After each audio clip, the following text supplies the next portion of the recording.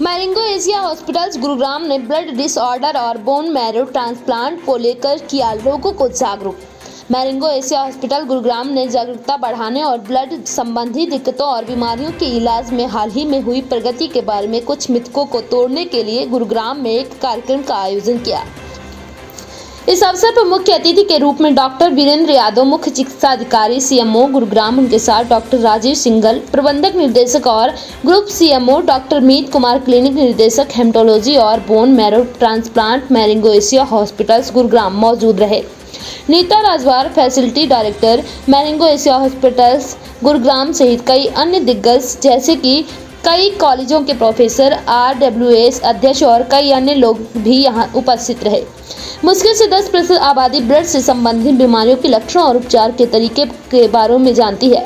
इस तथ्य पर जोर देते हुए doctor Meet Kumar, clinic director haematology और bone marrow transplant, Marengo Asia hospitals Gurugram ने कहा कि ब्लड डिसऑर्डर कैंसर के एक घातक रूप से है, जो जीवन की गुणवत्ता को गंभीर रूप से प्रभावित करते हैं। ऐसे में इस बारे में जागरूकता बढ़ाना जरूरी है। इन बीमारियों को बोन मैरो ट्रांसप्लांट के माध्यम से स्थायी रूप से ठीक किया जा सकता है।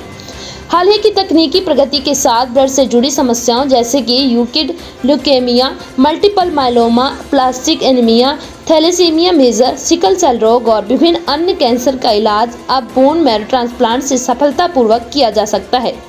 जब पारंपरिक उपचार जैसे कीमोथेरेपी और रेडियोथेरेपी विफल हो जाती है, तब BMT काफी असरदार साबित होता है।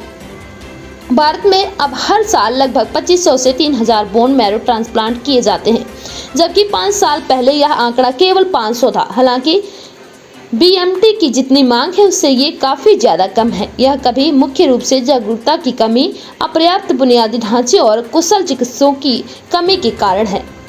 BMT का जिन स्थितियों में इस्तेमाल किया जा सकता है उनमें blood cancer, thalassemia, sickle cell anaemia, प्रतिरक्षा की कमी, अप्लास्टिक एनीमिया, कुछ ऑटो इम्यून विकार और हाल ही में कुछ ठोस ट्यूमर जैसे ब्रेन ट्यूमर, न्यूरोब्लास्टोमा और सारकोमा शामिल हैं।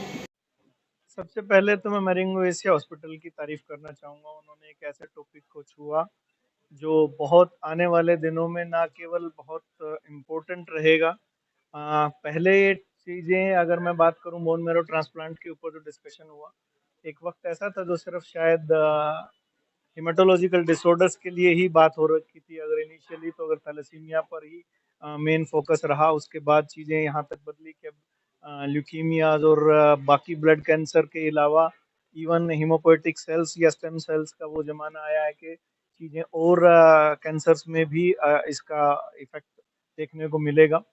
तो सबसे बड़ी बात अभी तक, जैसा मैंने अभी अपने जब मैं जो बात कह रहा था रख रहा था उस वक्त भी बताई, हमें सबसे जरूरी इसमें चीज ये है कि लोगों को अवेयर करना। क्योंकि जहाँ तक मुझे लगता है कि अगर फैमिली से या सिबलिंग से भी अगर हम बोन मैरो ट्रांसप्लांट या डोनर्स की बात करें तो हार्डली 30% हम अपनी रिक्वायरमेंट पूरी कर पाते हैं। तो यानी बाकी 70% की जो हमारी रिक्वायरमेंट है वो हमें दूसरे लोगों से चाहिए होगी बोन मैरो। तो हमें एक ऐसे प्रोग्राम से एक मुहिम चलाने में मदद मिलेगी जहां हम लोगों को अवेयर कर पाएंगे। लोगों में जब अवेयरनेस होगी तो वो बोन मैरो यानी अपनी मैरो को डोनेट करने के लिए तैयार होंगे और हम एक पूल बना सकेंगे, तो डोनर पूल बन सकेगा। मैं लोगों से एक रिक्वेस्ट करना चाहूँगा कि ऑर्गन डोनेशन की तरह ही एक मैरो डोनेशन जो है वो भी होनी चाहिए। उस पर भी हमने शायद संभवतः इतना डिस्कशन नहीं हो पाता, इसलिए आज मौका मिला। मेरिंगो हॉस्पिटल ने, एशिया हॉस्पिटल ने, अगर डब्ल्यू प्रतीक्षा की बात करें तो इन्होंने अगर आगे आके एक अवेयरनेस जनरेट करने की कोशिश करी तो वो एक बहुत अच्छी पहल है। और ये इतना टीडियस प्रोसीजर नहीं है। आपको अगर आप अपनी मैरो डोनेट करते हैं तो हार्डली 7 to 10 डेज में आप अपनी जो है मैरो की, आपकी खुद की मैरो की रिकवरी, जैसे ब्लड की रिकवरी होती है उसी तरह से हो जाती है। Within weeks you are normal. तो आने वाले दिनों में हम कोशिश ये करेंगे कि सरकार की तरफ से हम ये प्रयास करेंगे कि और लोगों को ट्रेन किया जाए और सेंटर्स को रिकॉग्नाइज किया जाए, अप्रूव किया जाए, जो एनजीओज हैं उनका सहयोग लिया जाए। और ऐसे प्लेटफॉर्म पे अगर जब भी कभी मौका मिले, चाहे वो डॉक्टर मीत, नीरज, नीता, आप लोगों से भी ये रिक्वेस्ट रहेगी, जब भी कभी हम या आप हेल्थ या प्राइवेट सेक्टर एक साथ जब बैठे तो हम कोशिश करेंगे कि इंश्योरेंस जो कंपनीज हैं उनसे भी ये किया जाए कि एटलीस्ट बोन मैरो ट्रांसप्लांटेशन को एटलीस्ट इंश्योरेंस में शामिल किया जाए, ताकि इसकी कॉस्ट पेशेंट को है वो कम हो। और साथ साथ मैं अनुरोध करूंगा सभी हॉस्पिटल्स के साथ कि वो जेनरिक जो है मेडिसिन का यूज़ करें, ताकि या जेनरिक सारी दवाइयों का यूज़ करें, ताकि ओवरऑल कॉस्ट पेशेंट को कम पड़े। और आने वाले दिनों में जैसे राजीव गांधी मैंने बात करी या सीएमसी वेल्लोर की बात की, या मैंने कटक उड़ीसा उड़ीसा में ज्यादातर बोन मैरो ट्रांसप्लांटेशन गवर्नमेंट एक खर्चा वहन करती है, फ्री ऑफ कॉस्ट वहां पर रहा है।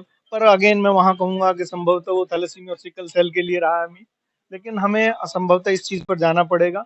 और टाटा मेमोरियल भी एक वो करता है। तो मैं आज मेरिंगो एशिया से डब्लू प्रतीक्षा और नीता आपसे एक ये कहूंगा, जो सही में अफोर्ड नहीं कर सकते हैं, ऐसा केस आप भी या एनजीओ के माध्यम से या किसी एसोसिएशन के माध्यम से जब भी संभव हो, डॉक्टर नीरज, हमें भी फ्री ऑफ कॉस्ट प्रोवाइड करना चाहिए।